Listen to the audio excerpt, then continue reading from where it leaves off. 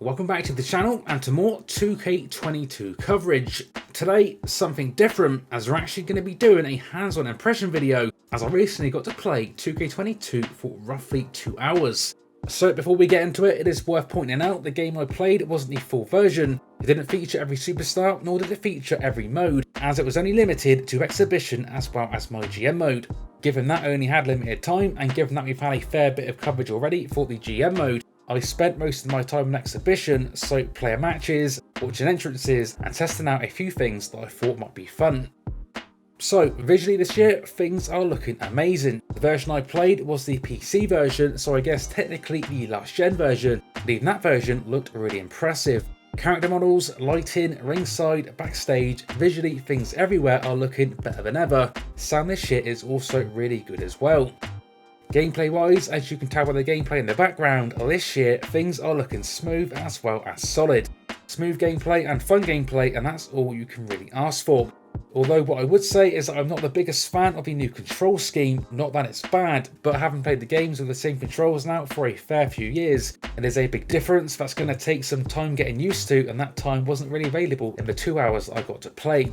Similar thing this year with the superstar combos, as you've now got to press buttons in certain combinations to trigger certain moves. So I did find myself quite often pausing the game to check out the moves list to see what moves could be done and how. As I say though, the gameplay this year is definitely looking really good. Didn't come across any glitches, no bugs, no slowdowns, no crashes. I've played standard, tag team, extreme rules, backstage brawl, 6-man tag, and even a little bit of the rumble, and no problems whatsoever. One really good improvement this year is the new backstage area. Now, as far as I could tell, there is no longer the brawl areas, at least in this build, so no more 2K original style backstage areas. Instead, this year we get one brand new big backstage area. Now, we know from the 2K dev videos, one backstage focus was verticality, and that was definitely noticeable in this new backstage area. There was at least 2 levels of ledges to climb with ladders, which you can then brawl across and then do moves off, kind of like the big truck we've seen backstage in the last few games. Aside from the scaffolding, there was a fair few weapons, some cars in the parking lot, some tables, and tables that could actually be moved. So for example, you could put a table in position below the ledge to then do a move through. There is also a box area that you can climb and wrestle on. Visually pretty cool, although no real gameplay difference. And whilst there isn't anything crazy to do unless I missed it, it is definitely a nice new area to have a look around and to have a brawl in. Now, even though I didn't spend too much time doing Extreme Rules matches, one big thing that I did notice is the removal of the table and ladder placement limits. As far as I could tell, these could now be placed anywhere, which definitely helps when setting up some cool extreme moments. Crowd fighting is also back, but from what I could tell, largely the same. Same with this year's catch and finishes, as they are also still in the game. Although one thing I couldn't get working was OMG moments, although very possibly just weren't workable in this version that I was playing. Roster wise, whilst I can't go into specifics, this year's roster is definitely looking very good.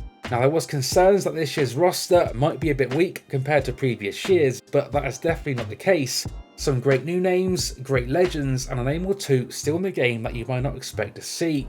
Imperium, Angel Garza, Jordan Devlin, Austin Theory, Mace, and T-Bar, just a handful of names we can play as new superstars in 2K22.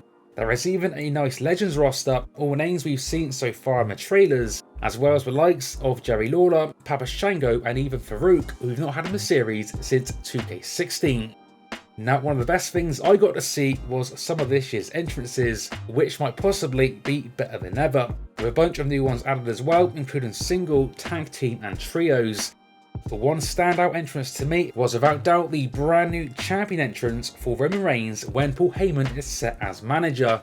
Exactly as seen on TV, fully updated, Reigns doing his thing, Heyman following, clutching up the championship, holding it high. From the movement to the facials, this one is absolutely spot on, and will no doubt be one of the best entrances in this year's game. I will say the Imperium entrance is also awesome looking as well. So some other quick notes on things that I sort of touch on. This year's referees aren't quite as flimsy as usual, so when you run into one they will no longer fall over and kind of just do a little stumble. The poison mist payback returns, and this year the mist actually stays on their face, or at least for a little.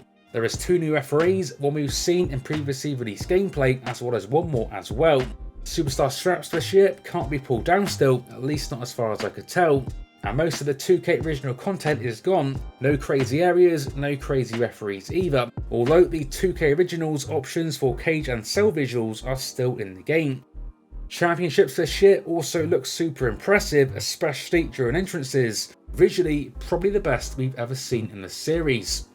Arenas this year are also looking top notch. Not only does the game feature a pretty big number, but visually they look solid. Lots of variety as well. You've got the Pandemic NXT with the plexiglass, Raw and SmackDown with the virtual crowds, modern arenas, classic arenas. Starrcade 1995 sticking out to me as one that was visually very cool to play in, as was NXT in Your House that is also in this year's game.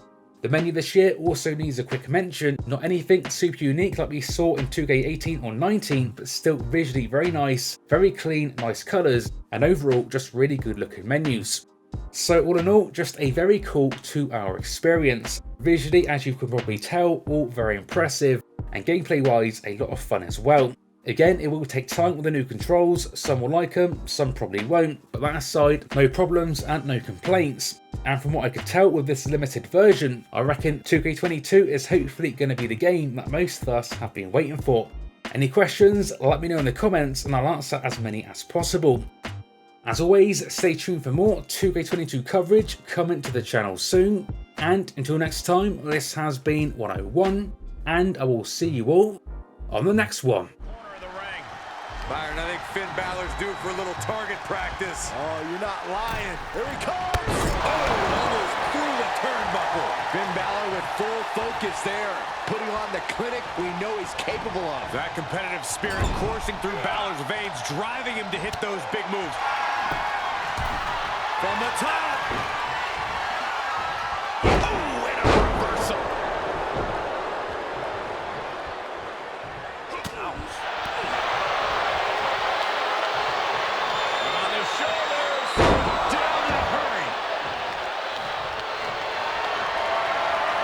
Sizing up the target.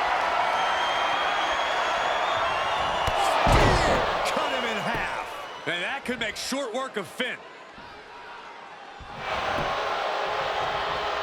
Cover. 1, 2. Yeah, no, he doesn't get the 3. What do you have to do to put this guy away?